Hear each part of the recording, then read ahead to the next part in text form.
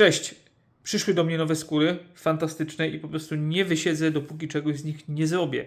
A ponieważ od dawna chodzi mi po głowie damski portfel, to dzisiaj podejmę się tego wyzwania. Ponieważ jednak jestem leniwy, to nie będę go projektował sam od podstaw, chociaż już projektowałem podobne rzeczy, ale pójdę troszeczkę na łatwiznę, znaczy taką łatwiznę, że kupiłem po prostu zwyczajnie gotowy i sprawdzony wzór, który ma bardzo fajny twist, ma jedno bardzo ciekawe rozwiązanie i po prostu będę się nim posiłkował. Dlaczego to też jest fajne rozwiązanie, korzystanie właśnie już z gotowych pomysłów i wykrojów, bo one są sprawdzone na ogół. Te, które ja kupuję, są sprawdzone, są przetestowane i wiem, że jak zrobię coś zgodnie z nimi, to wszystko będzie ok. Kiedy projektuje się coś od podstaw, łatwo czegoś nie przewidzieć i na przykład uszyć i się okaże, że coś jest źle, coś nie pasuje, za małe kieszenie, no i kupę skóry idzie się kochać, a ja tej skóry nie mam dużo, dlatego wolę skorzystać tym razem z gotowego rozwiązania i ktoś zaraz powie, ojej, na łatwiznę idzie, to w zasadzie samo się zrobi. No to żeby się przekonać, czy to się samo zrobi, zapraszam na seans. Zapraszam na to, abyście dołączyli do mnie w wykonaniu tego oto portfela. Co mi będzie potrzebne? Wykrój już mam. Przede wszystkim skóra. Portfel będzie dwukolorowy i już idę pokazać Wam te płaty, bo są piękne. Myk. Skóra Dollaro z takim przetłoczeniem i z pięknym wykończeniem, barwiona na wskroś, z włoskiej garbarni Walpier. W dwóch kolorach będzie brązik i będzie w środku niebiesko. Brąz z niebieskim całkiem fajnie się będą komponowały. Jeszcze fajnie by się turkus komponował, ale niestety nie mam turkusu z tego rodzaju skóry, a chciałbym, żeby cały portfel był właśnie z takiej skóry i chcę tą skórę po prostu przetestować. Jeszcze z tej skóry nigdy nic nie robiłem, więc będziecie świadkami wiekopomnej chwili, kiedy to pierwszy raz uszyję coś z tej skóry Dollaro. Chyba że podobnie jak z wieloma innymi filmami, tak jak ostatnio robiłem pochewkę formowaną na mokro i coś tam jeszcze, to filmy nie poszły, że tak powiem, do druku, bo spadałem. Znaczy, może nie tyle projekt, co nagrywanie bardzo mocno skaszaniłem i za dużo było jakichś tam złych ujęć i tak dalej, więc to nie jest tak, że ja nie nagrywam i często o tym wspominam, że ja nagrywam dosyć dużo, tylko nie wszystko się nadaje do później montażu i pokazania, bo jest wiele dłużyzn, jakichś głupich błędów albo coś. Nie, żebym się błędów wstydził, absolutnie. Ale po prostu te filmy są niekiedy takie monotonne, a też zauważam i być może nie będę w tym dniu, w którym zaczynam robić ten portfel, być może go nie będę kończył w tym dniu, bo zauważam, że po jakimś czasie, zwłaszcza jak nagrywam, dopada mnie znużenie i już zaczynam smęcić, zaczynam gadać od rzeczy albo nic nie gadać i te filmy są takie beznadziejne. A ten film chciałbym, żeby to było od A do Z robienie portfela, nie na zasadzie, że puszczę sobie muzyczkę i będzie kilkusekundowe klipy, ale chciałbym go jak najwięcej tego procesu produkcyjnego pokazać Wam. Dobra, wstęp był gigantycznie długi, bo już jest prawie 4 minuty, może uda się go coś uciąć, a jak nie to trudno. Zaczynam odrysowywać na skórze wzór. Najpierw będzie mi potrzebna ta skóra, no i tej skóry będzie mi potrzeba naprawdę dużo. Z tego kawałka nie za wiele zostanie, niestety. Znaczy niestety, jak się portfel później sprzeda, to bardzo stety, nie? Bo się skóra zwróci, ale wiadomo o co chodzi. Dobra. Teraz tak. To jest część zewnętrzna, którą sobie muszę... Aha, tu mam łączenie stołu, chorobka. Muszę sobie to inaczej jakoś przestawić. Mam straszny bajzel na stole, tutaj gdzie tego nie widać na kadrze. Ale dobra, mamy to. Tak, żeby jak najmniej tej skóry zmarnować. No i robimy. Najpierw odrysowuję sobie miejsce na zatrzask, bo będzie zapinane to wszystko na zatrzask. No i odrysowuję. Nie mam pojęcia, jak ta skóra będzie się zachowywać przy odrysowywaniu, przy wycinaniu, przy zarabianiu krawędzi. Przypuszczam, że będzie doskonale się zachowywać. No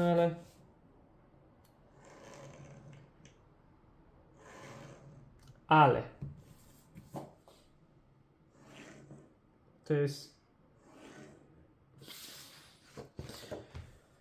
no powiem wam, że nie za wiele tu widać. Będę musiał włączyć sobie lampkę, żeby widzieć zaznaczenia i tam, gdzie będę musiał ciąć, bo nie za wiele tutaj widzę.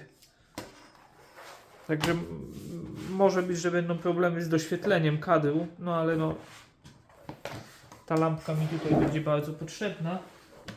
Oj, no, nie jest to takie łatwe, ale dobra, mam uchwycone, no i tniemy.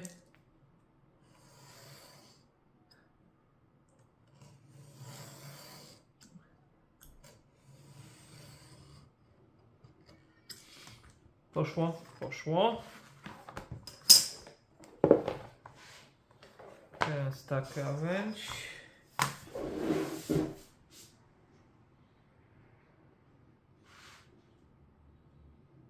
Pod światło zdecydowanie lepiej.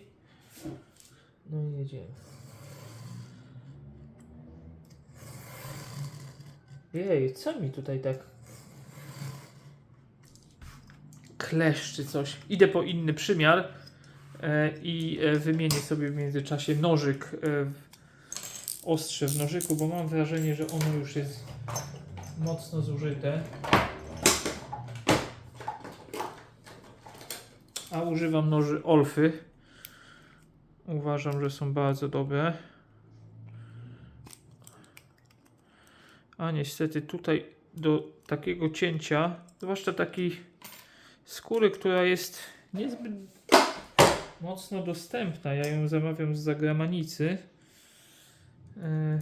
no to wolałbym nie ryzykować, że coś z tą skórą się stanie złego, bo nie mam jej tak bardzo dużo. No i jednak ta precyzja będzie mi potrzebna. Dobrze. Zobaczymy. A i wezmę inny przymiar, bo ten jest jakiś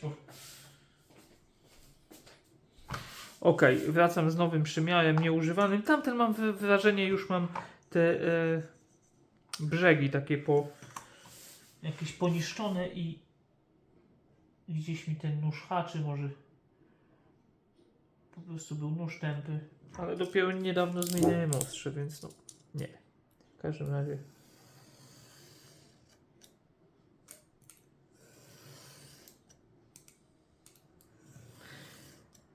ok. I jeszcze jedna linia tutaj.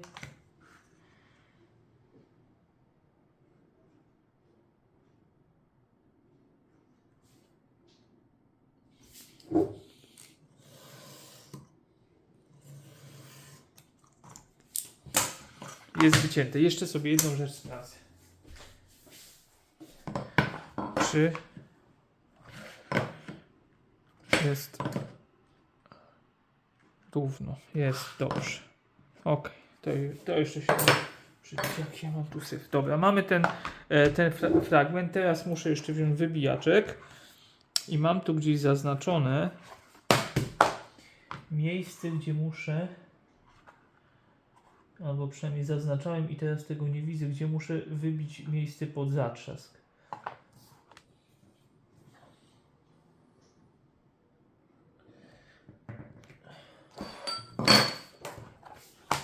Dobra, mam już zaznaczone i teraz tylko młoteczkiem. Dobra. Zewnętrzną część mam już wykonaną, zaznaczoną, znaczy wykonaną i wyciętą. Teraz lecimy dalej.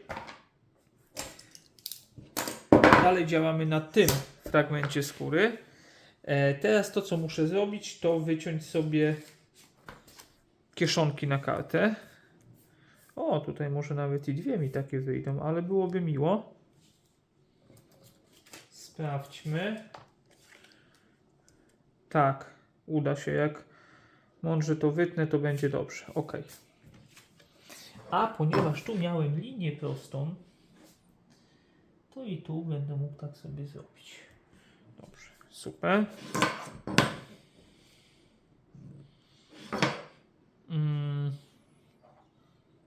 I teraz rysujemy. Tutaj znowu tak. A to sobie tym mamy.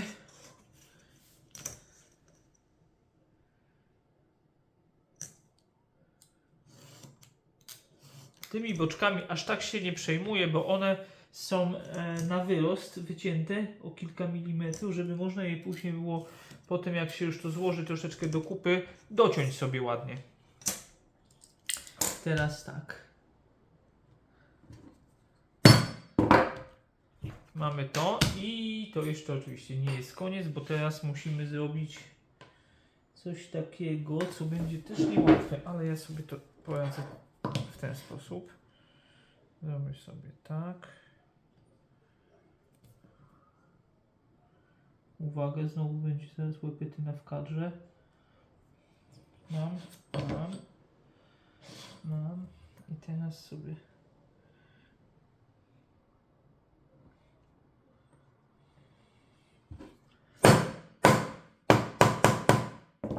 taką kształtką wytnę, bo no jest to jednak precyzyjniejsze niż gdybym chciał to wycinać po prostu ręcznie.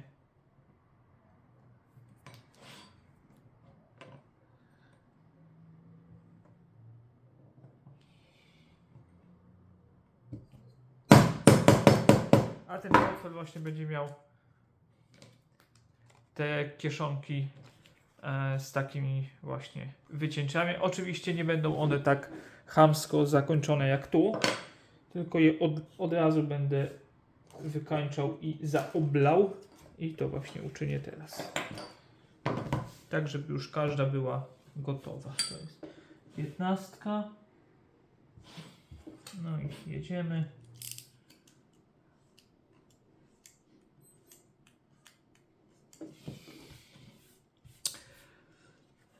Gdzieś tam już pojawiały się pytania o damskie portfele, zarówno od klientów, jak i gdzieś, więc no bądź większość rzeczy robię takich może bardziej rzeczywiście męskich, a damskie portfele naprawdę też dają masę możliwości. Długo zastanawiałem się, w jakim stylu ten portfel chciałbym zrobić.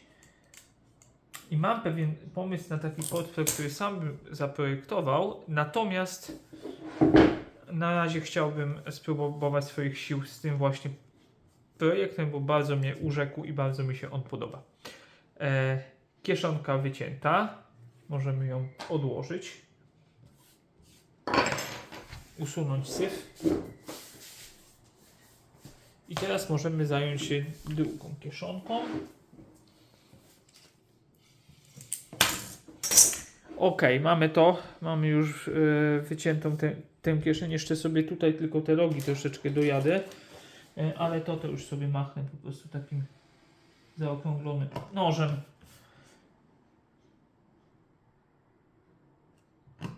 I będzie szybciej. No i mamy. To będzie kieszeń wewnętrzna, która będzie wchodziła w taki sposób tutaj. Coś takiego będzie. No dobra. I co? Ja sobie tnę dalej, bo mam jeszcze bardzo dużo do wycięcia, ale no bez sensu będzie, jak ja będę teraz 2 godziny siedział i tutaj to wszystko wycinał. Myślę, że dobre 40 minut mi to jeszcze zajmie. Na razie wyciąłem 3 kieszenie. Zajęło mi to od samego początku, widzę, nagrywania 24 minuty, czyli prawie 20 minut samego cięcia. Chcę to zrobić precyzyjnie, chcę to zrobić spokojnie. Spotykamy się wtedy, kiedy już będę miał wszystko wycięte i będziemy bawić się w krawędzie, a na końcu będziemy składać do kupy, więc chyba w tym momencie najbardziej taką żmudną robotą to będzie to cięcie. Także oj tak, jest to zdecydowanie projekt, który pochłonie ogromną ilość skóry. Duże kawałki. Naprawdę, no materiału idzie sporo, jak widać, ale to już są wszystkie fragmenty, które będą mi potrzebne. Cięcia było strasznie dużo, ale udało się. I teraz co bym chciał zrobić? Najpierw, zanim będę wszystko obrabiał, no to muszę zająć się tymi krawędziami, które muszą być zrobione, zanim w ogóle zaczniemy to składać do kupy, no bo kiedy już to zaczniemy składać do kupy, to ciężko będzie się później do nich dostać, więc najpierw wszystkie te nierówności muszę przejechać jakimś papierkiem ściernym i wyrównać wszystkie ząbki, takie duperele. Zwłaszcza tutaj na łączeniu cięć.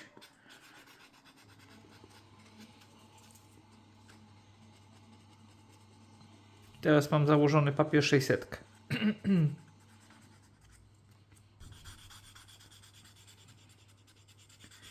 No i trochę tej roboty tutaj będzie. Ale chcemy, żeby to było naprawdę ładnie i profesjonalnie. Bez jakichś niepotrzebnych kantów ani innych brzydali. Najpierw może te niebieskie. Jeszcze się później zastanawiałem, a może zielony zamiast niebieskiego by dać. Ale nie, jednak niebieski, bo miałem go dużo. Jakbym miał użyć zielonego, to bym użył cały. A nic. A, dobrze jest. Ok. Bo dwa takie same kawałki są prawie.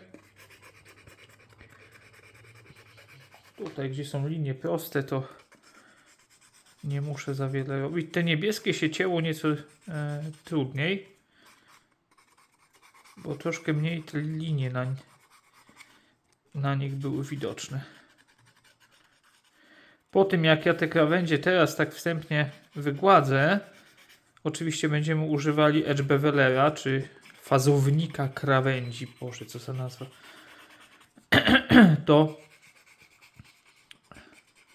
To jeszcze raz pojedziemy je papierem ściernym o nieco wyższej gradacji, żeby wszystko było cacy i ładnie. A teraz tak wstępnie, żeby po prostu pozbyć się kantów, pozbyć się ząbków, żeby edge beveler też nie ślizgał nam się ani nie spadał.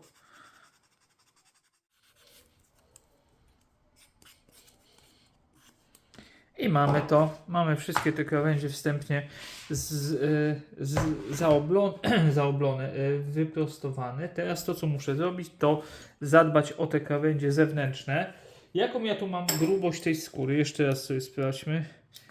Około 1,5, więc tutaj pojadę edge bevelerem 0,8 mm.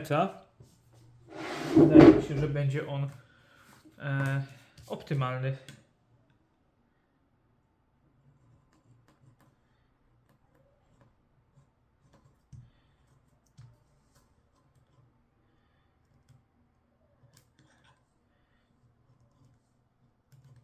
Jadę na żywioł pod tym kątem, że wcześniej nigdy nie obrabiałem krawędzi tej skóry, więc nie wiem jak się będzie zachowywać. Aczkolwiek no to jest jednak kark, więc to jest skóra dosyć zwarta.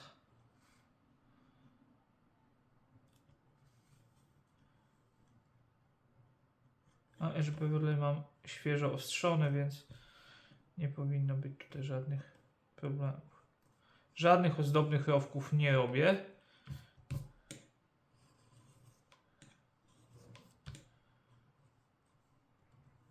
Ta skóra już ma wystarczająco dużo ozdób, w sensie samo to tłoczenie takie, ten wzór dolaro już jest ozdobą.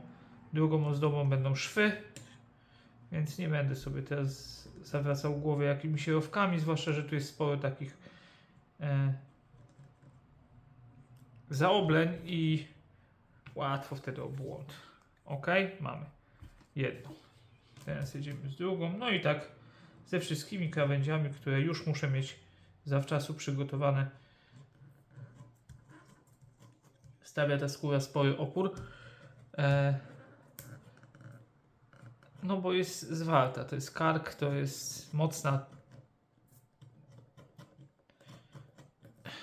mocna skóra, zbita, zwarta, więc ona będzie bardzo trwała.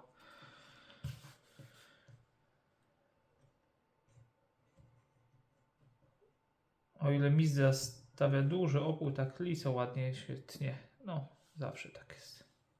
A ponieważ ta skóra jest barwiona na wskroś, to w ogóle nie muszę się martwić o barwienie krawędzi. Po prostu pojadę na żywioł i będę je wygładzał w tym kolorze, w którym one są już teraz.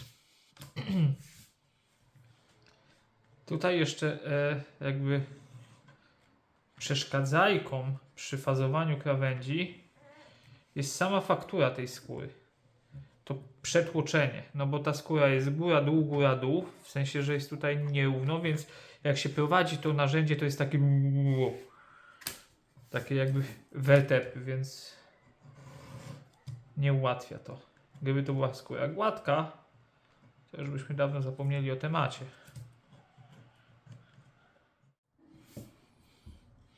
No dobrze, i mamy to. Najważniejsze krawędzie zostały sfazowane w tym momencie. Teraz to, co muszę zrobić, to posprzątać trochę. Moment.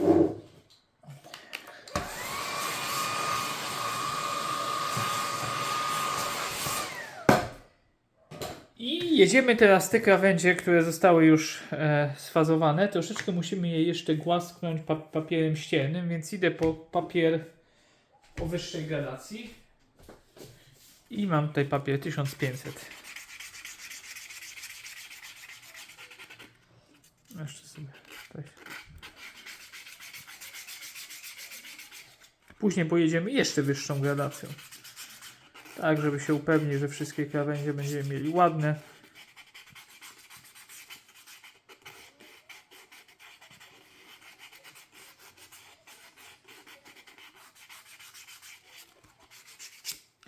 Ta skóra całkiem ładnie się pod to poddaje, bo jest dosyć sztywna.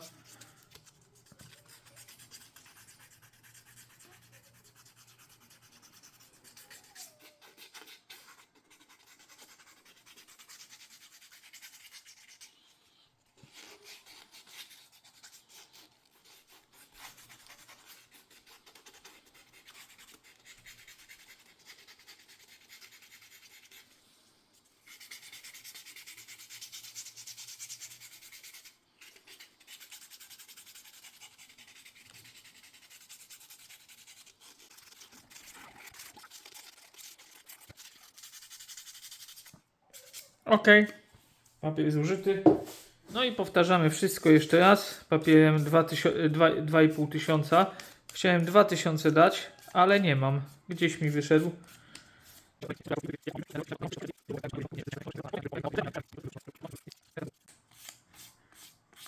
No i mamy to. No i dalej wracamy do krawędzi, bo musimy te krawędzie jeszcze teraz wykończyć, wygładzić. No i do tego użyjemy tokonowe.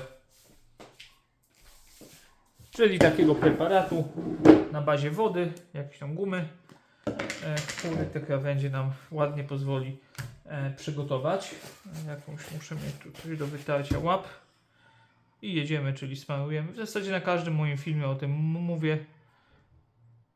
To, co jest fajne w takich skórach z zamkniętym licem, to nie muszę się aż tak bardzo martwić o to, że tokonolem wyjadę na lico.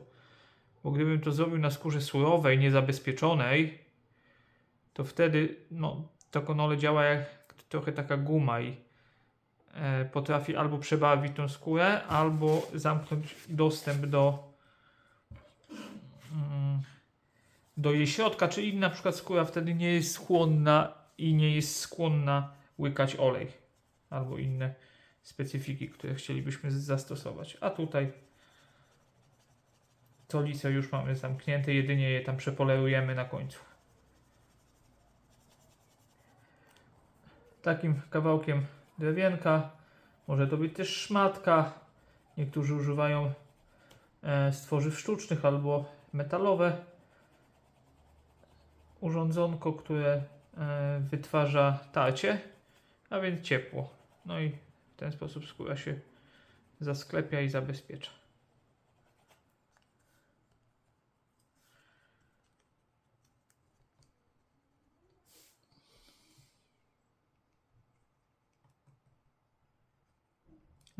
Na sucho się tego nie da zrobić, trzeba skórę zmoczyć, zwilżyć albo właśnie dać jakiś preparat.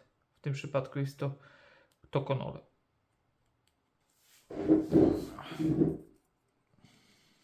No i jest gładko.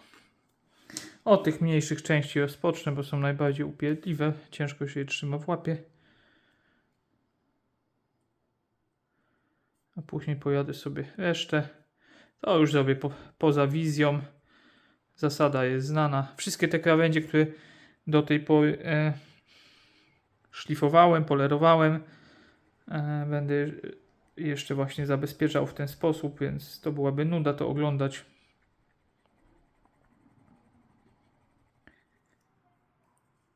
Gładziutko. Jedziemy z resztą i widzimy się, jak już zostanie to skończone. Czyli pewnie za kolejne jakieś 15-20 minut. Wszystkie krawędzie mamy wygładzone. Już Tokonolem pojechane, więc są fajne i przyjemne.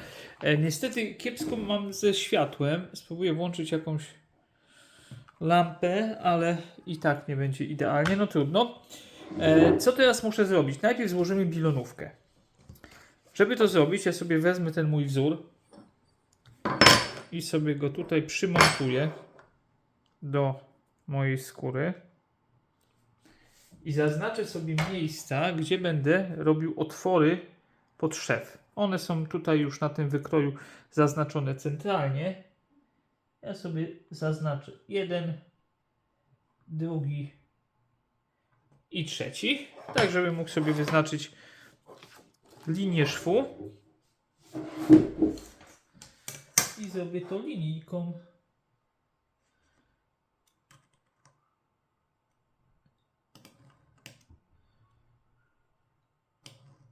Mam.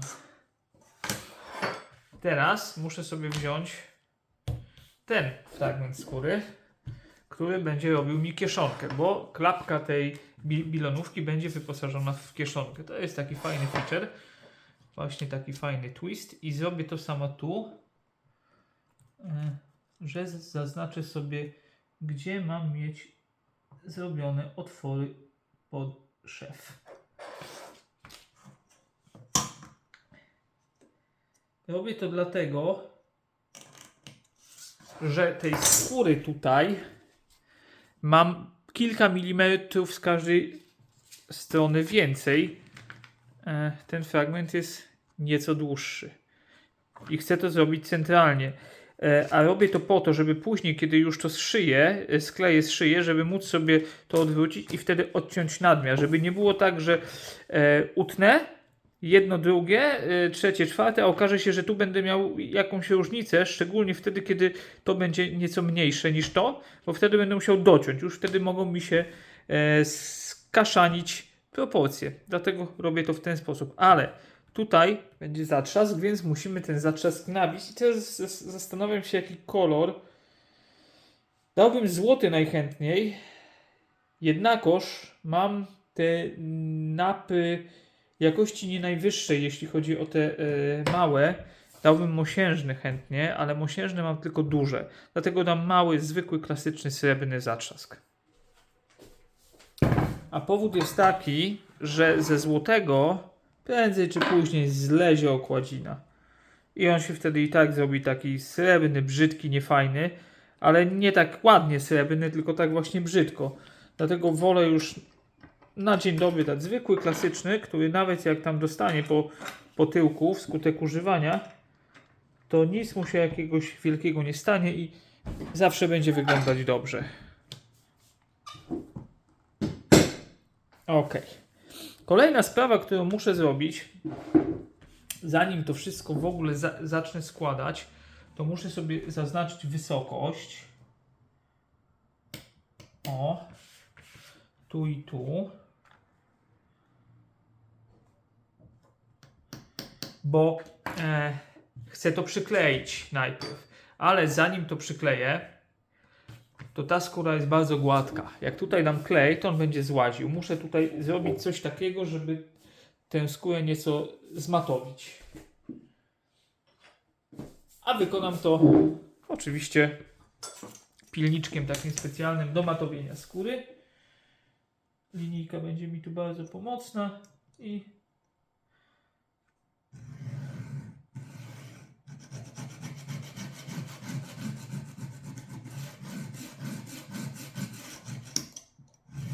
sobie tak przeszoruję.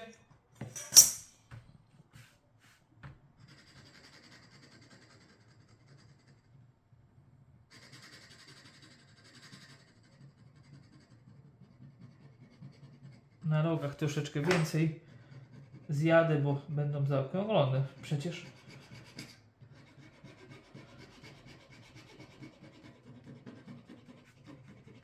Ok. Tak to wygląda.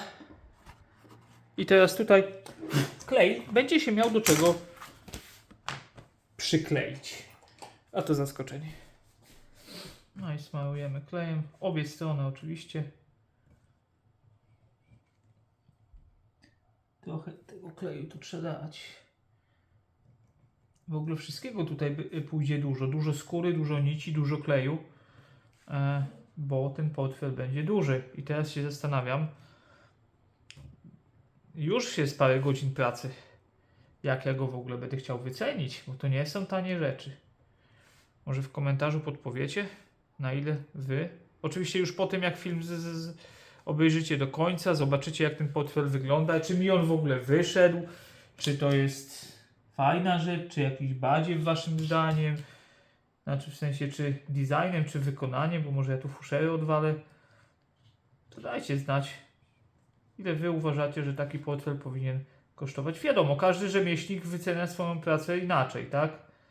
Nie ma jakichś odgórnie ustalonych stawek.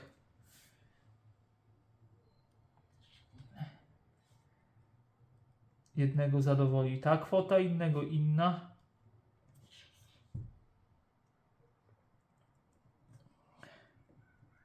Mówimy tu o rzemieślniku, nie o kliencie, bo to wiadomo, że my jako klienci to najchętniej chcielibyśmy, żeby zbyt dużo tych pieniążków nie musieć wydawać, a mieć fajne rzeczy. No ale no wiadomo.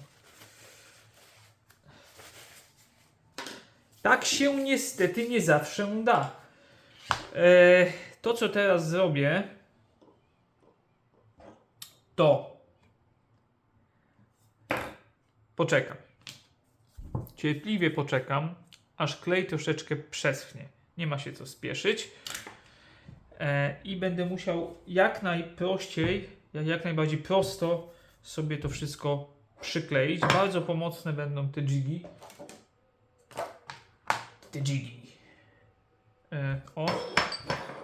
Które pomogą mi to zrobić prosto. Tak przynajmniej w teorii jest. Dajmy temu klejowi parę minut. Ok, zapomniałem jeszcze jednej rzeczy, że przecież tutaj te boczki mam do odcięcia tyle właśnie, ile posmarowałem klejem, więc muszę to zrobić głębiej, bo to bez sensu będzie. Dlatego jeszcze chwilkę musimy sobie dać, żeby i ta kolejna warstwa wyschła, odparowała sobie i żeby dobrze chwyciła, więc no jeszcze jednak kilka minutek. Kleimy. Uwaga, będę wkładał łeb w kadr, bo muszę tu dobrze to wycelować.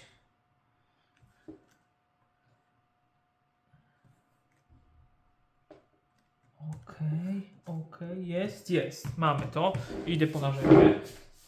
Tutaj zauważam, że będzie mnie czekało pewne szlifowanie, bo jakoś tutaj takie chrochluny mi pozostały. Nie wiem, czy to kamera chwyci, chyba chwyci. No. Takie jakieś poszarpane krawędzie, no trudno. I tak tu wszystko papier ścienny jeszcze będzie poprawiał.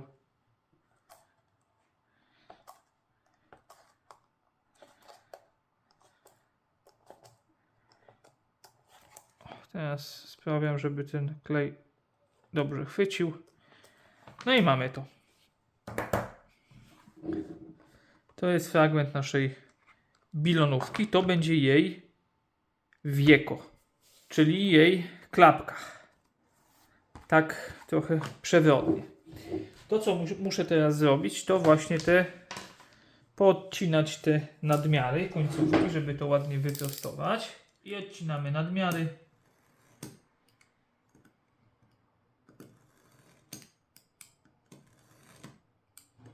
delikatnie, żeby nie wyjechać na tę skórę, której nie chcemy ciąć.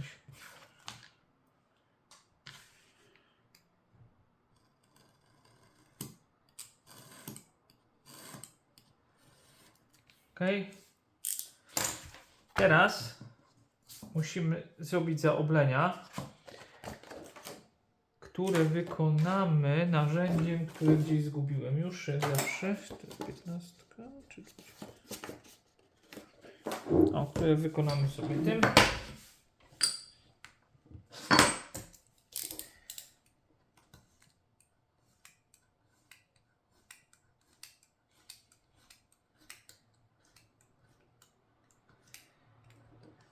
Ok. I tak samo tu. Czekaj, czy ja to zrobiłem? Dobrze. 15. To już mi się pomyliło. Mamy to. Na razie przejadę tylko zgrubnie papierkiem ścielnym. Tutaj tę krawędź, żeby ją troszkę podprostować, bo tutaj mamy jakieś takie niepotrzebne rzeczy. O! I tak samo tu. Bo za moment będziemy wyznaczać sobie linię pod szwy i będzie pierwsze szycie. Mamy to. Tak będzie to wyglądało. Tutaj będą wchodziły dwie karty. Idę po wybijaki do szwu i będziemy zaraz to składać. Ponieważ skóra jest bardzo ekskluzywna, to użyjemy ekskluzywnych wybijaków Junlina, bo też i ten wykrój jest przygotowany na rozstaw wybijaka 3,85 i takie właśnie mam też ten wybijak właśnie ma taki rozstaw, ale tutaj 5-zębny musimy zrobić.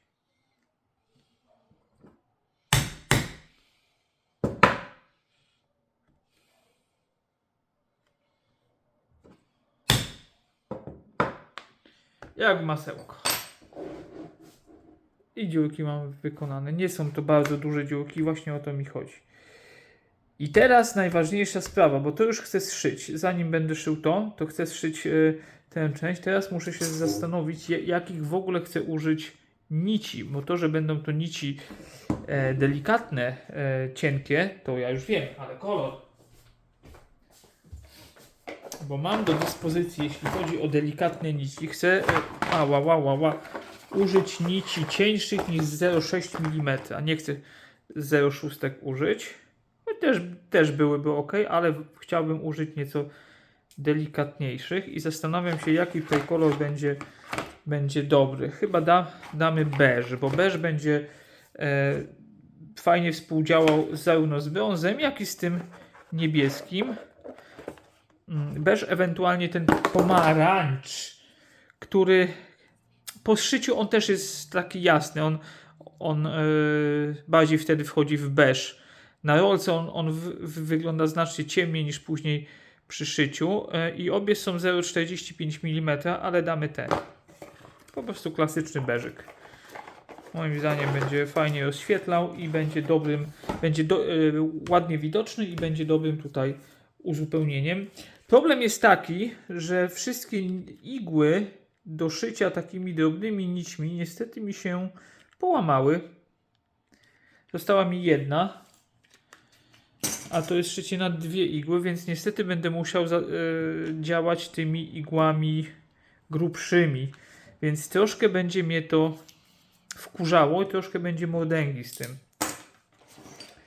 Z tego powodu, że te dziurki, które te wybijaki robią, są bardzo drobne i te igły będą miały dosyć spory problem, żeby przejść. No przejdą, ale dobra, mam to zszyte, już obciąłem nić, teraz ją tylko topię, tutaj sobie nie żałuję i gotowe. Nie pokazywałem, jak szyję, pokażę inny fragment, który będę szył, jak już sobie ustawię w koniku i wtedy będzie nieco wygodniej. Teraz rozklepię te szwy.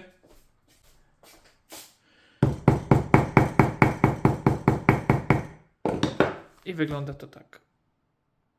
Jest ok.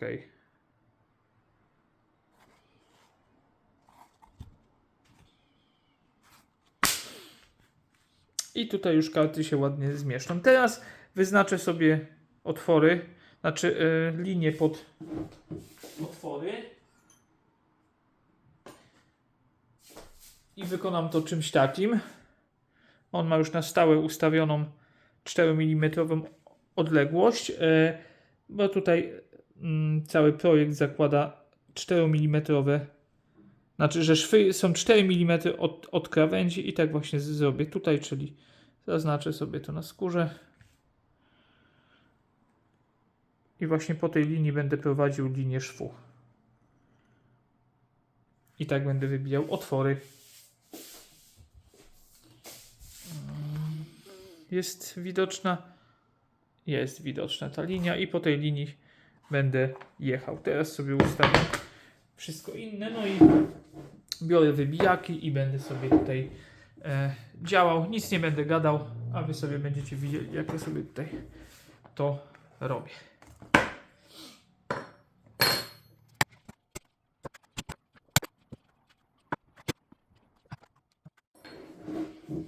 No i mamy wybite wszystkie otwory. Ja jeszcze zrobię sobie taki mek, że sobie te otwory delikatnie stłuczę.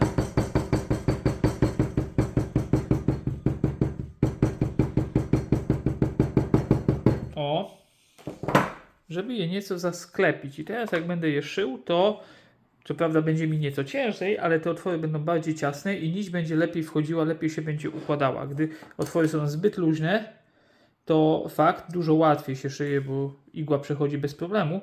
Natomiast już po zszyciu jest więcej takich możliwości, że ta nić się gdzieś nie za pięknie ułoży. Teraz muszę to wszystko zszyć, więc nie obliczę sobie, ile mi potrzeba nici, bo bym musiał użyć telefonu, z którego nagrywam, bo tam mam aplikację do obliczania, więc po prostu robimy na oko.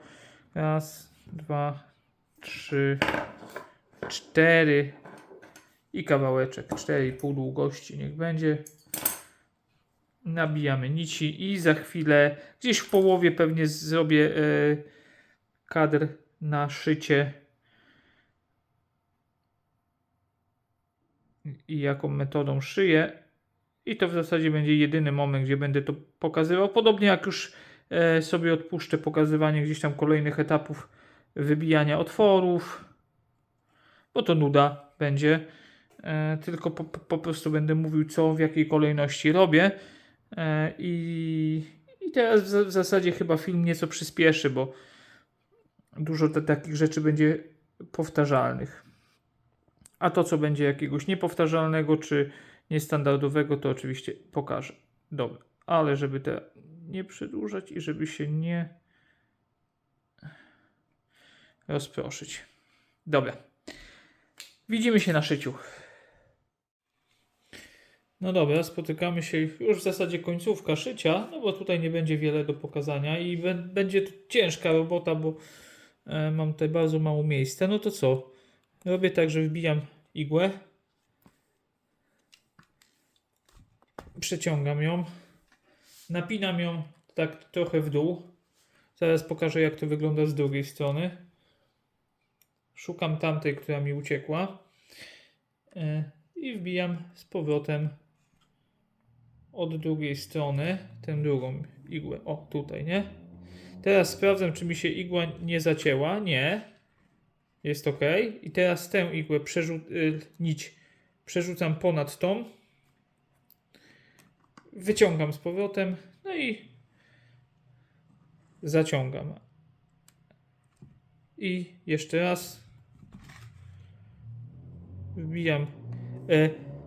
Czy tu widać? Otwory są tak zrobione. Pod tym kątem. Więc jeszcze raz. Wkładam igłę. Zaciągam ją do dołu. Drugą igłę przekładam. Sprawdzam, czy mi się nic nie zblokowało. Nie zblokowało, więc igłę więc nić nawijam na igłę, górą ją kładę. i wyciągam i zaciągam pod odpowiednim kątem, żeby ją ściągnąć. Dlaczego w ogóle przykładam tą, albo jeszcze inaczej, dlaczego robię to? Tutaj szybko ciach, ciach, ciach. O, dlaczego przekładam tę nić nad igłą, a nie zostawiam tak? W momencie, kiedy bym zostawił tak i nie przełożył, to tutaj mi się układa taka ładna, nie wiem czy widać, jodełka, nie? Gdzie ta nić, fragmenty nici idą pod takim kątem. W momencie, kiedy bym zrobił, że nie przełożyłbym tej nici, to tutaj by mi się zrobiło płasko, a jodełka by mi się zrobiła z drugiej strony. Na ogół jest tak, że z jednej strony szycia szef wygląda ładnie i tak w taką jodełkę, a z drugiej strony wygląda bardziej płasko.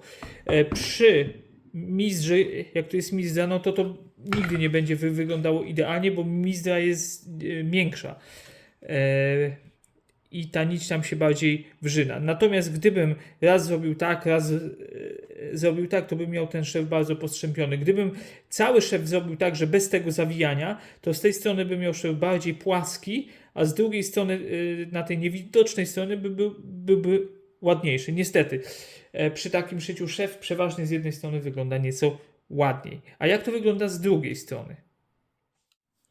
Z drugiej strony wygląda to tak, że tę pierwszą nić wbijam tu, zaciągam ją sobie do dołu zgodnie z kierunkiem dziurki, wkładam tę drugą, sprawdzam czy mi się nić nie zacięła, nie? Przekładam nad tą igłą, wyciągam, ała, a mi skurczenki dostałem i zaciągam i tak samo jadę dalej. Generalnie filmów instruktażowych jak szyć jest milion miliardów. Ja ich obejrzałem też milion miliardów. Kilka tam pomysłów sam sobie gdzieś tam wykombinowałem. Natomiast tutaj jadę totalnie klasyczną, metodą taką najbardziej standardową dla szwu francuskiego.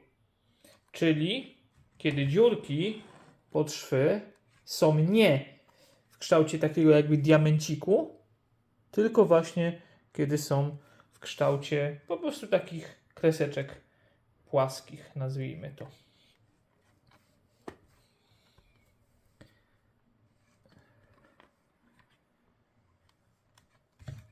Ajaj. Przez to, że te dziurki są dosyć wąskie, no to troszkę się trzeba tutaj namęczyć.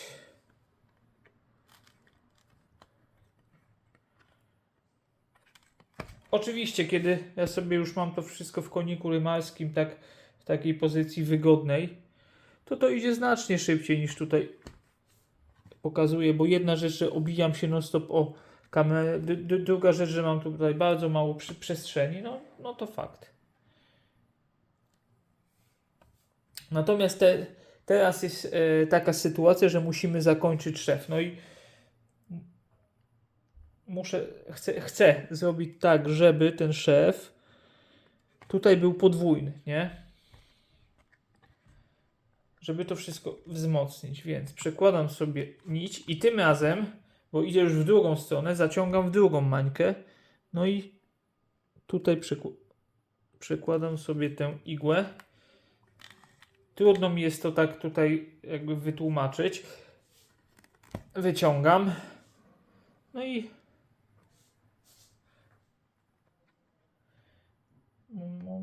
momentos, układam sobie nić, żeby mi szła z tej strony równolegle do tej pierwszej, a nie żeby się jakby krzyżowała i zaciągam sobie. I na końcu jeszcze jedna taka, widać to? Widać. Teraz szyję z drugiej strony, ale tutaj wyciągam i już nic nie przekładam. Jedyne co robię, to chcę zrobić tak, żeby tę nić ułożyć w odpowiedni sposób, żeby ona mi się nie krzyżowała z tym fragmentem, więc sobie po prostu igłą pomagam, żeby ją ułożyć równolegle do tamtej i zaciągam, dzięki czemu mam dwie nici równolegle, a nie skrzyżowane, co by wyglądało brzydko. Teraz to co obcinam i zakańczam. Nie umiem i nie lubię tłumaczyć, jak się szyje, bo kiepsko mi to idzie.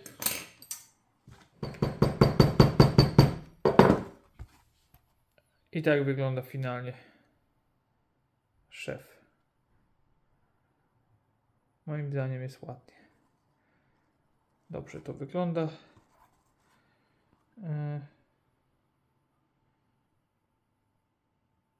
Jest równo całkiem. Tutaj z tej strony jest bardziej płaski, nie? No to tak bywa. Dobra. Tutaj jedyny błąd, który zrobiłem, że teraz tak myślę, to że o ile w miejscach mało widocznych to przypalenie takiej nici, tak żeby ona szczelniała, to nie ma różnicy, ale tutaj przecież to będzie klapka, to się będzie otwierało, więc to będzie trochę widoczne. No trudno, no. Zapomniałem się. 3 zł obniżę cenę. Teraz chowam narzędzia, żeby je nie poniszczyć. No i co? I ten etap mamy skończony. Oczywiście jeszcze jest mnóstwo tego etapu, bo jeszcze przecież musimy przyszyć tutaj tę część, która będzie kieszenią faktyczną już na bilon, bo to będzie taka bilonówka i ona będzie tutaj też zapinana takim specjalnym paskiem, więc naprawdę bardzo ciekawa sprawa, a tutaj sobie wejdą karty, a właśnie pytanie, czy wejdą. Bez żadnego w ogóle trudu, idealnie. Bardzo ładnie tu wchodzą karty, więc mamy wszystko ładnie wykonane. To co? Ja sobie powolutku będę tutaj działał. Kolejny etap, który zrobię, jeszcze się tylko upewnię, czy ten fragment skóry jest identyczny jak ten, żebym nie pomylił ich. Nie, jest identico. Więc teraz będę tu przeszywał tę kieszeń dokładnie w taki sam sposób. Czyli kieszeń sobie przykleję, zaoblę krawędzie, pojadę sobie papierkiem ściennym, zrobię otwory na szwy i sfazuję krawędzie. Dokładnie tak samo jak robiłem to tutaj, czyli edge beveler, papiery ścienne, tokonole i spotykamy się, jak już tę bilonówkę będę miał wstępnie przygotowaną. Gotowe, jeśli chodzi oczywiście o bilonówkę, tak ona będzie wyglądać. Jeszcze tutaj zapomniałem wcześniej, że tutaj taki paseczek musi być, który będzie służył do jej zamykania. I ona będzie taka duża. W zasadzie nawet banknoty będzie mogło mieścić, więc to niekoniecznie musi być bilonówka, ale będzie ona wyglądać tak. I będzie ona tutaj wszyta. Dlatego tu jeszcze nie szyłem, ze względu na to, że będziemy to szyć jeszcze do tamtego fragmentu skóry. Więc tu już mam krawędź zaobloną. Fajnie to wygląda tak dwukolorowo. No i powoli będę musiał się zajmować kolejnymi etapami, czyli robienie tej drugiej części, której bazą będzie ten niebieski element. I będzie to wyglądało tak, że będą tutaj kieszenie brązowe, kieszenie niebieskie i znowu kieszenie brązowe. Wszystko będzie przeszyte tutaj na środku, więc będziemy mieli raz, 2, 3, 4, 5, 6, tak, 2, 4, 6 kieszeni na karty. Dodając do tego te dwie, to już mamy 8 kieszeni, więc portfel będzie naprawdę duży. I teraz co ja muszę zrobić? Muszę się zastanowić, czy chcę odchudzać tę część skóry, bo ona jest dosyć gruba. I teraz jeżeli ja tę część zrobię tak, później tę część tak i tę część tak, to tutaj czy mi nie będzie troszeczkę za grubo. Jeszcze się muszę chwilę zastanowić, w jaki sposób to rozwiążę, bo na ogół w kieszonkach takich wewnętrznych tutaj się to ścienia. Tutaj tego cieniowania trochę by było. No nie wiem, jeszcze pomyślę, zastanowię się, dajcie mi moment. Tak, będziemy to cieniować. Nie lubię cieniowania, ale zrobimy to. Czyli będziemy musieli zrobić to i to. Dwie te kieszenie. Ścieniujemy sobie. Ale zrobię je tak, że będę je cieniował dopiero poniżej, o tutaj, tej części, tak? Więc weźmy sobie jakieś szydło. Tu sobie zaznaczę, no i pojadę sobie już tak.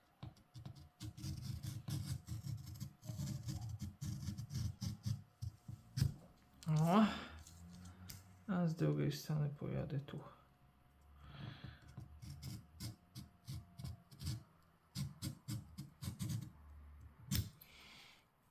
To cieniowanie, nie wiem, czy to było widoczne, że ja to w kadrze trzymałem. Cieniowanie jest po to, żeby nie było zbyt grubo, zwyczajnie, po prostu.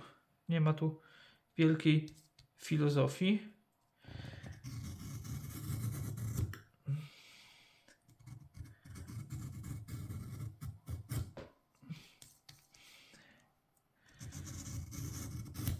Żeby troszeczkę tę skórę odchudzić. Ona wcale nie będzie jakoś ani słabsza, ani nic, ale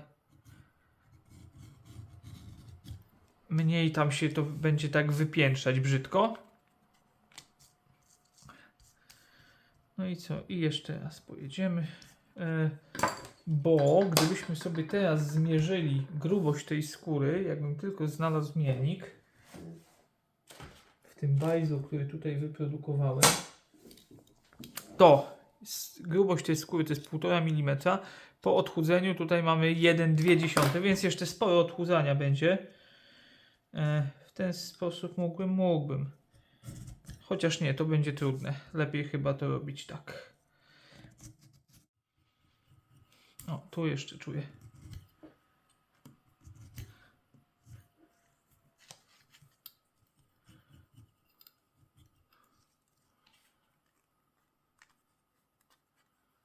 No dobra. Będzie. Sprzątamy i robimy drugie. Ok, mam już te kieszenie odchudzone, pocienkowane i przez to nie będą one tak wybrzuszać nam całej konstrukcji. I co musimy teraz zrobić, to przymocować je do tej głównej części. Żeby to zrobić, to przyda mi się tutaj wzonik, który sobie przyłożę.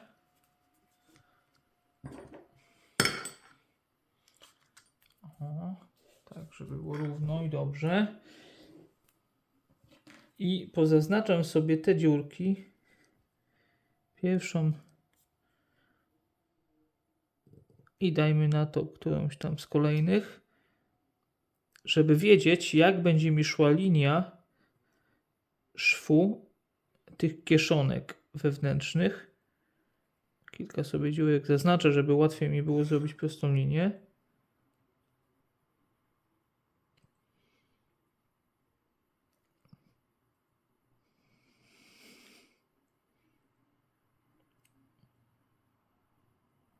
Ok.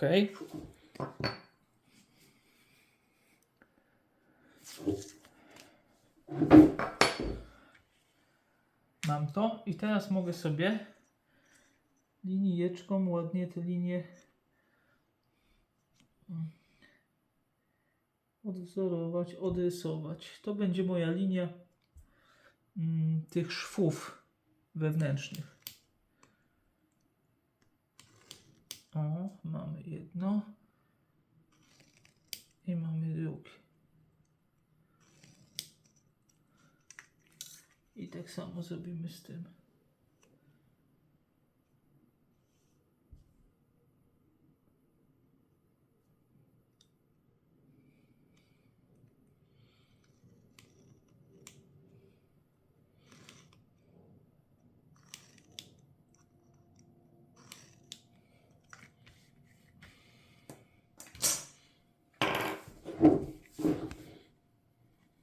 Mało tutaj widać niestety na ty... O, teraz widać.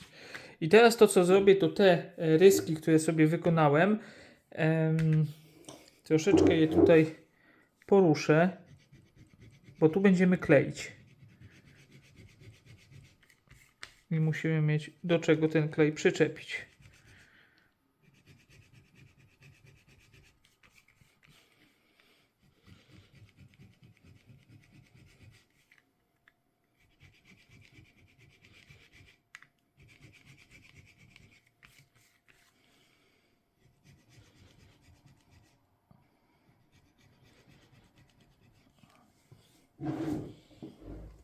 Tak naprawdę to mogę sobie to w zasadzie całe pojechać.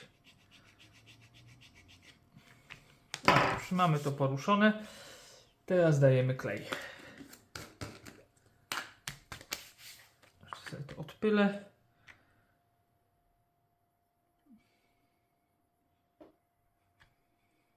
Najpierw robię tylko jedną.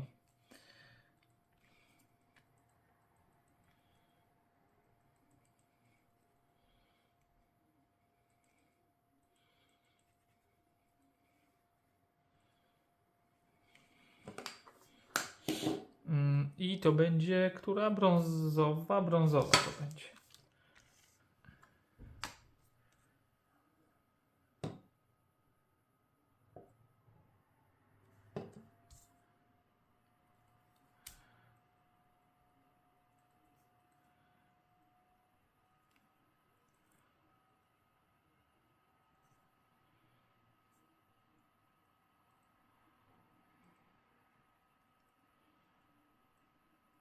I tak samo uchy. Ma jaką szerokość?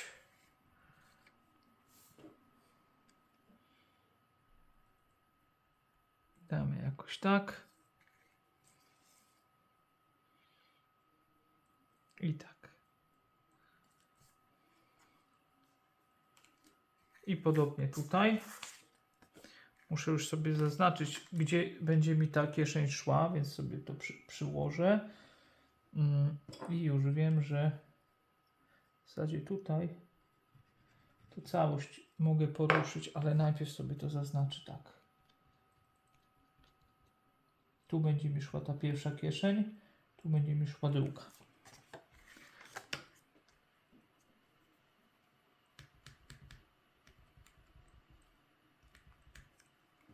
Analogicznie z tej strony. I tutaj sobie też poruszę, bo będę to kleił.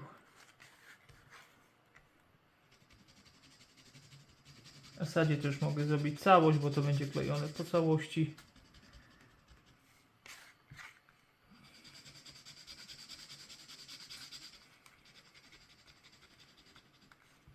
Jeszcze zrobię później.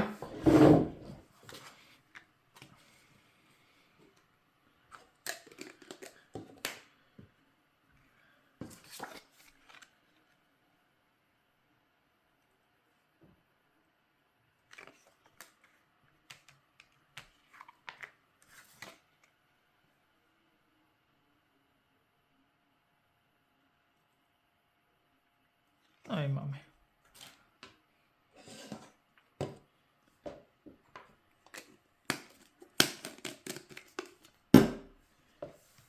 Trochę chaotycznie mi się robi, bo już jestem zmęczony. Już zaczynam czuć to znużenie, o którym mówiłem na początku i tak właśnie już trochę markotnieje, więc nie wiem, czy sobie na dzisiaj nie odpuszczę po tym, jak to skleję, ale zobaczymy.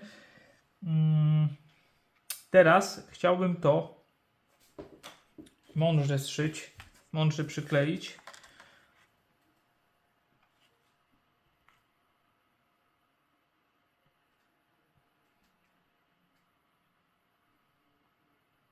No i mam to. I teraz mogę sobie skleić już dół spokojnie. I jest ok. I jest dobrze. Jest równo. Tak przynajmniej wydaje mi się.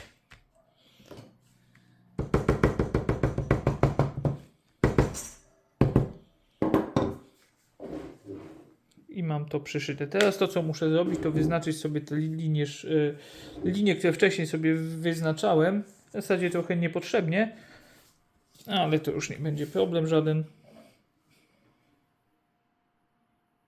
No, zrobimy to po prostu jeszcze raz tak.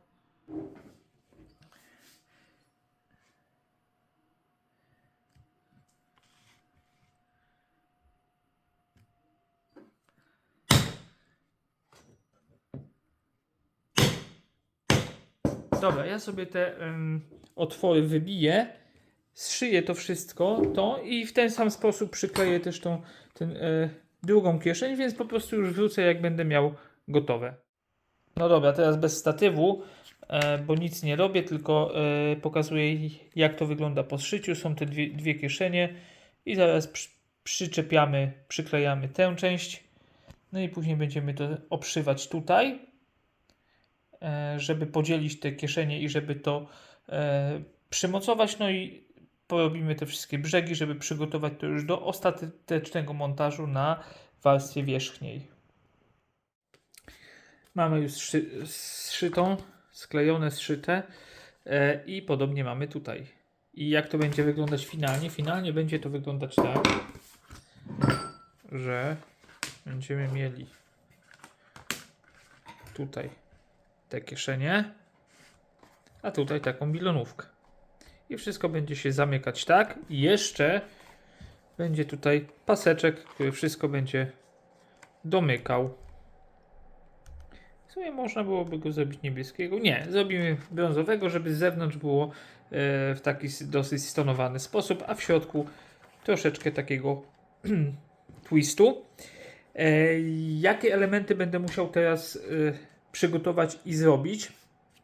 Najpierw będę musiał sobie na tej skórze, czyli na tej głównej zewnętrznej części, będę musiał sobie zaznaczyć, gdzie mam mieć przyczepiony ten oto paseczek i będę musiał go przykleić i przyszyć.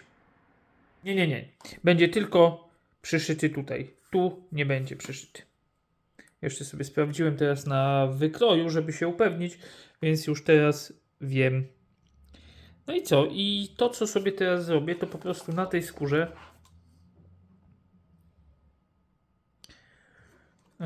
zaznaczę sobie miejsce, gdzie będę musiał go przyczepić.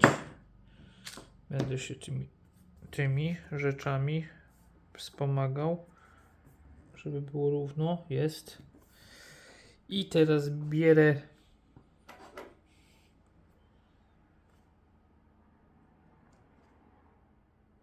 szydełko i robimy dziurkę.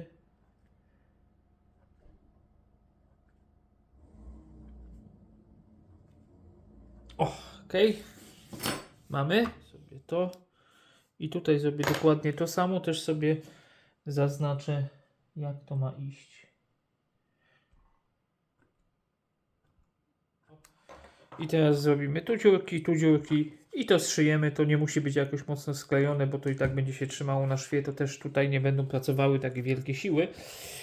I użyjemy technologii Stealth. Czyli będziemy wybijać otwory bezgłośnie.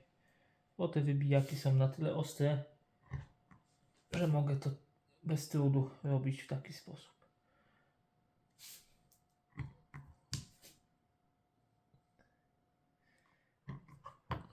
Gotowe. I teraz jak już będę chciał to składać do kupy, to muszę to zrobić w dosyć wygodnej kolejności. Więc tak, tu sobie zaraz zabijemy zatrzask. Później przyszyjemy sobie te kieszenie. I tą część będziemy mieli, że tak powiem, odciętą. Później dopiero przyszyjemy sobie ten pasek i bilonówkę. I dopiero wtedy będziemy wszystko polerować, przygotowywać i będziemy mieli w zasadzie wszystko w gotowości.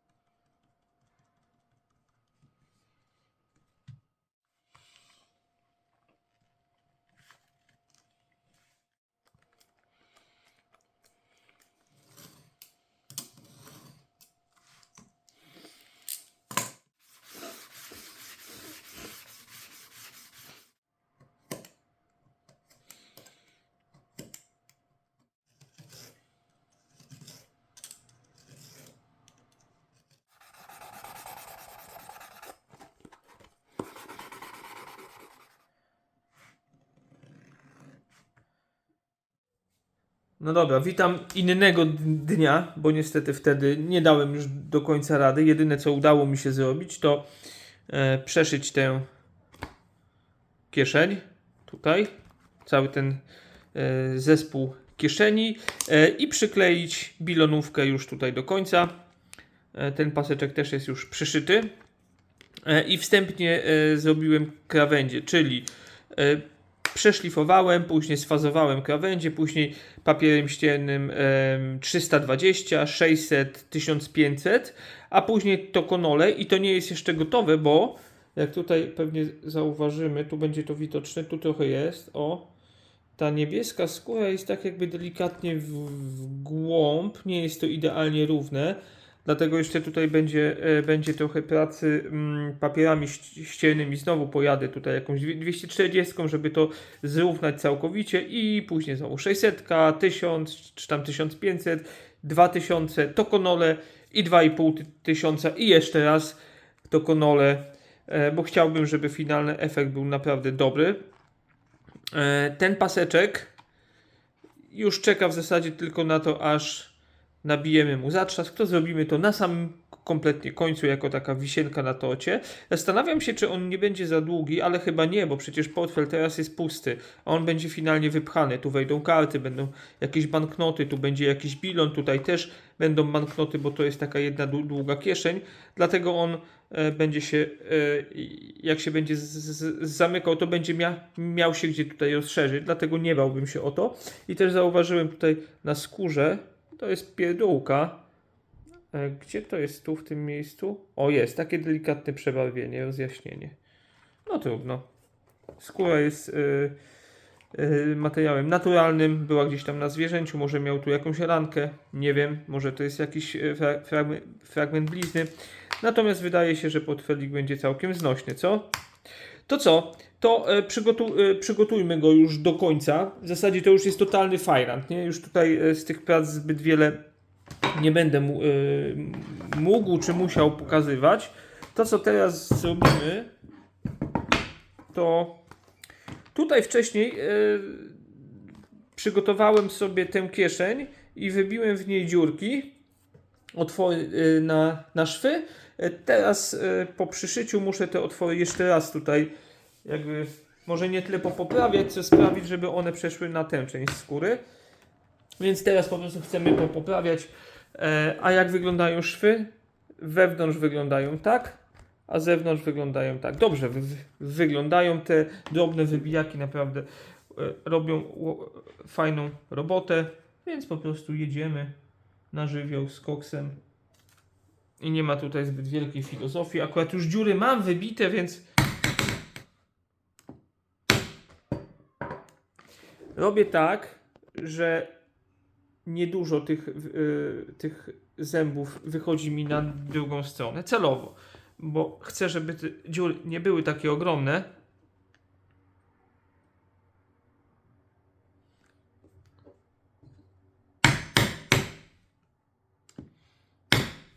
Zresztą te wybijaki tak są drobne, więc to i tak by się nawet za bardzo nie dało.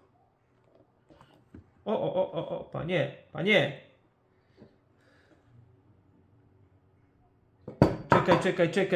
Czekaj. Właśnie, ważna sprawa. Już bym chciał bić. I wiecie co bym zrobił? Przebiłbym ten pasek. Mógłbym go wtedy przyszyć. I przy zamykaniu, a zresztą sprawdźmy to. I przy zamykaniu on by nie przeszkadzał, bo on by sobie był tak. No ale dobra, to koncepcja była inna, więc muszę teraz to zrobić uważnie, żeby nie przebić go. Muszę go schować do tyłu, odgiąć. I dopiero teraz, tutaj, w ten sposób to zrobić. Takie niby pierdółki, takie niuanse, ale można sobie skasztanić projekt. Tu podłożę coś, żeby mi się skóra żeby mi portfel nie opadał. Jest dobrze, tutaj są te dziurki, dobrze są. Jeszcze nie przeszło. Mamy to.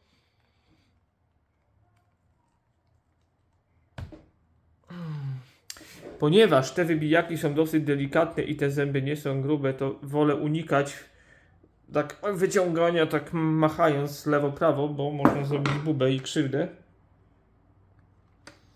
Okej, jedziemy dalej. Teraz już jest bezpiecznie dla tych zębów. Mamy to. Wszystkie dziurki, otwory zostały wybite. Z tej strony może mało widać, z tej widać więcej. Okej, no i czas na finalizację. Ja już Was chyba nie będę męczył tym, co będę robił. Może ewentualnie pokażę jakieś przebitki. Natomiast jakie etapy jeszcze nam pozostały? Muszę to zszyć. Później muszę wyszlifować jeszcze raz krawędzie tymi różnymi gradacjami papieru ściernego i je wyprowadzić i wygładzić tak, żeby one już były ostateczne. Potem zostanie już tylko jedna rzecz. Zabić ten zatrzask, no i napchać do tego portfela co się da i pokazać Wam, jak on wygląda finalnie. I tyle. A później kombinować, kto by go chciał kupić i go gdzieś tam wystawiać, wyceniać i tak dalej. No bo to jest portfel robiony nie na zamówienie, tylko po prostu chciałem go zrobić no i na pewno będę chciał go później gdzieś tam upchnąć i sprzedać, żeby mi się te skórki trochę zwróciły. Okej, lecimy. Widzimy się już praktycznie na gotowe. A przy okazji ostatnio mówiłem, że nie będę pokazywał, jak zabijam zatrzask. Jednak pokażę, no bo to zrobimy jako ta wisienka na torcie. Bye! No i został ostatni element. Już krawędzie są wykończone. Teraz tylko trzeba zabić napik, żeby mieć za co to wszystko zapinać. No i jedziemy.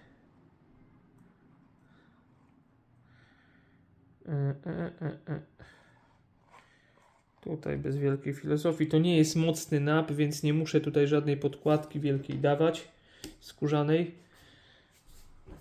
bo sama skóra jest dosyć gruba i mocna.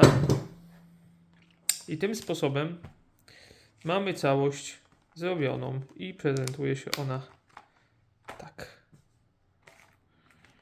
O.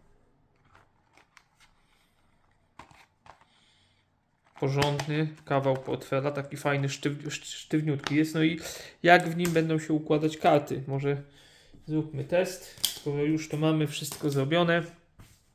Chociaż wiecie co inaczej. Ja se tu posprzątam, dobra? I później zrobimy prezentację. O, może tak. Ok, mamy już nieco ogarnięte, więc możemy zacząć prezentację. No i ten portfel jest duży. Zdecydowanie. Tu jest plik 3 banknotów 50-złotowych, więc bez trudu wszelkie banknoty tu wejdą. Nawet te największe. Tu czy tu? Bo tu mamy takie dwie duże kieszenie. Te banknoty spokojnie wejdą też tu. Bo można je sobie trzymać nawet tutaj w tej, nazwijmy to bilonówce, chociaż kto jakby by z tego używał, to już tam jest jego, że tak powiem, sprawa. Natomiast nie mam żadnego bilonu, który mu mógłbym wsypać, bo akurat aktualnie nie posiadam. Więc mamy 3 bardzo duże, obszerne kieszenie. No i mamy też kieszenie tutaj na karty, których jest sztuk 8. No i załadujmy.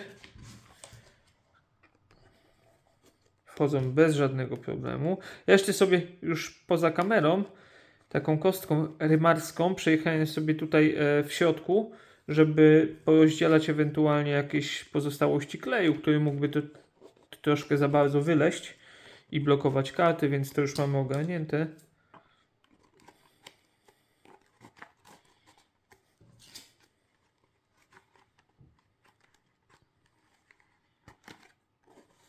Doskonale. Wszystko ładnie siedzi. I jeszcze jeden element pracy nam jest potrzebny. Mianowicie ściereczką przejedziemy sobie po szwach w miejscach, gdzie są kieszenie na karty.